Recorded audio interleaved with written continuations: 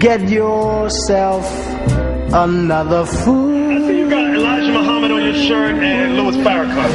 And you have Obama, who was raised as a Muslim. He says he claims to be Christian now. Okay, so now my question is, in Islam, I remember when I was little, you're not Shiite, right? You're Fruit of Islam, right? That's what you call yourself? None of that. What is the doctrine of Yaqub, the big head scientist? Well, we all know that. We know what? I don't know. That's Christian Desert. Wait, who is Yaqub, the big head scientist? That's the weather. Oh yeah, you're crazy. No, you believe that? Well, I have questions about it. Oh, you have questions about it? See, I'm glad you said that. Because when I started to study Islam, and a brother said to me, why don't you go research something before you just jump into it? So I said, all right. So I read the book, Message to the Black Man. Like I see the brother down there handing out the Final Call newspapers. Okay?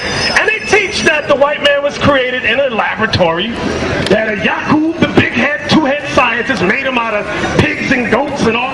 That's foolishness, bro. Okay. Right. Yes, question. What is genetics? What is biological warfare? What is it? We're going to deal with that in a moment. But now I'm going to deal with... Oh, wait. I'm going to deal with you, sir. I'm going to deal with you. Is it not Biochemicals? That's all real. That's all real, sir. According to your Bible. I'm going to deal with it. I'm going to deal with it. Bear with me a sec. I'm going to deal with it. Wait, brother. I'm going to deal with the science. That's right. He called Solomon, he's a Muslim. So now, watch this. Go to Jeremiah chapter 3 and 2. A lot of our people jump into Islam and don't do no research on it. You got the Shiite Muslims, you got FOI, and what's the other group of them called? The Sunni Muslims. I'm going to show you the prophecy in the Holy Bible that Israelites, because we are the Israelites, whether we call ourselves blacks or Latinos, we are the Israelites. I'm going to show you prophecy that we would sit down and learn that garbage from the Arabs. Jeremiah 3 verse 2. Jeremiah 3 and 2. Lift up thy eyes unto the high places. So the Most High God says to the Israelites, lift up your eyes unto the high places. And see where thou hast not been laid with. And see who has not corrupted you with false doctrines. That's what that means. In the way hast thou sat for them. And in the way hast thou sat for them. As the Arabians. As the who? As the Arabians in the wilderness. So who did we sit down and learn? When you sit down, you learn it from somebody. Read that part again so you understand. It's nothing personal. It's strictly biblical. In the way hast thou sat for them. As the Arabians in the wilderness. So what is God prophesying? That the wicked Israelites, which is our people, we would sit down and learn Islam, that garbage religion. That's the prophecy. Because where did Islam come from? The Arabians, the Arabs. That's why you got mosques set up over here. They give the Final Call newspaper down there. I'm not finished yet now. Go to Jeremiah chapter 2 verse 27. When I started to research Islam, they said I had to make a yearly Hajj, right? Hajj, H-A-J-J. When you make the Hajj, you have to go to Mecca. When you go to Mecca, you have to march several times around the Kaaba stone. And I asked, what is the Kaaba stone? It's a black rock, a meteorite, and you have to kiss it. I said, wait a minute, I gotta kiss a rock. They said, yeah, because Allah said that. I'm going to show you the prophecy about that garbage. Jeremiah 2, verse 27. Right. Jeremiah 2 and 27. Say to a stone, thou art my father, and to a stone, thou hast brought me forth. And say to a stone, thou hast brought me forth. That's what Islam does. They go and worship the rock, the Kaaba stone, and say, thou hast brought me forth. And they kiss the Kaaba stone. All that is idolatry. But our people don't do no research. You know what draws blacks into that? The black revolutionary thought, getting your own state, having your own land. That draws a lot of young black men. Like down, if you look down the corner there, you see young black men in there, in Islam. Get drawing close down there. They're handing out the Final Call because Islam, they say that's the black man's religion. Islam is not the black man's religion. Islam is a religion of the Arabs, those that brought us into slavery. Yes. Make sure you're making a good question, young man. I want a good one. I don't want no foolish one. Conquistadors. The conquistadors, yes. The Inquisition. The Different time period, but go ahead. Is it correct that they brought Christianity to the Western world? And if you didn't accept it, they would chop your damn head off. You're right. Let's read that in Revelation 13. Right. Let's read that. You're right. On that, no. But I gotta expound. I know you. Just wait. Be patient. I am. I know. I need to deal with that point you just said. Revelation 13. Bear me a second, young man. Bear me a second. Let's read the scripture first. Yes, you are. Just wait. Right. Just wait right there, young man. Revelation 13 and 15. Come on. Wait. Revelation 13 and 15. So the young man said, isn't it true that the conquistadors brought Christianity to the Western world? And that if you did not worship white man Jesus, you was killed? I said, yes. Here's the biblical proof that what you said is right. Revelation 13 and 15. And he had power to give life unto the image of the beast. He had power to give life unto the image of the beast. The image of the beast is the white man Jesus that has been established throughout the entire world. And that the image of the beast should both speak.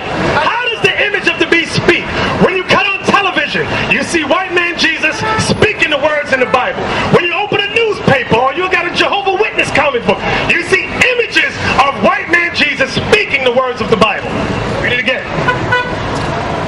That the image of the beast should both speak and cause that as many as would not worship the image of the beast should be killed. And our people were killed during the 1400s, during the 1500s, during the 1600s. Whoever did not worship the white man's image as Jesus Christ was put to death. Listen good. That is the image of the beast Revelation 13 is speaking on. Read the whole verse again, and I don't want to interrupt. I'm going to read it straight through. And he had power to give life unto the image of the beast, that the image of the beast should both speak and cause that as many as would not worship the image of the beast should be killed. So our people, the Latin Americans, the so-called Indians, the blacks that came over in slavery, we make up the 12 tribes of Israel. Any of us during the bondage of 1492 up until the 1800s, whoever did not worship the image of the white man was killed. Listen good to what the Bible is saying, because this is the Bible speaking, not us. It's not a racist campaign. This is biblical truth. Now, young man, what you want to say now? Yes. See, you're talking about image. Yes. This has nothing to do with image. Okay. It was an old concept of what God is and who God is. Yes. You see, you're very Bible. That's right. I'm very Bible. You're very Bible. That whole concept is very new to the African people. What new concept? Just let me finish. Wait a minute. Stop right there. You ain't African, number one. You are a confused Negro who have not realized your nationality. Right. Now, there you go. Let me give me Isaiah 43. Are you drunk? You are drunk. Go have a seat right there. You don't smell that? Young man, go have a seat right there. Go have a seat, young man. I'm gonna deal with you on the side. Paul, deal with him. Brother, we love you too. Right. We have no hatred against our people. We're here to edify. Your questions, believe it or not, edify many people. Okay? Isaiah 43. Let me look at it. Nope, the brother already established Psalm 68. Get Psalm 68 and 12 again. Hold it. Get Psalm 68. Hold on.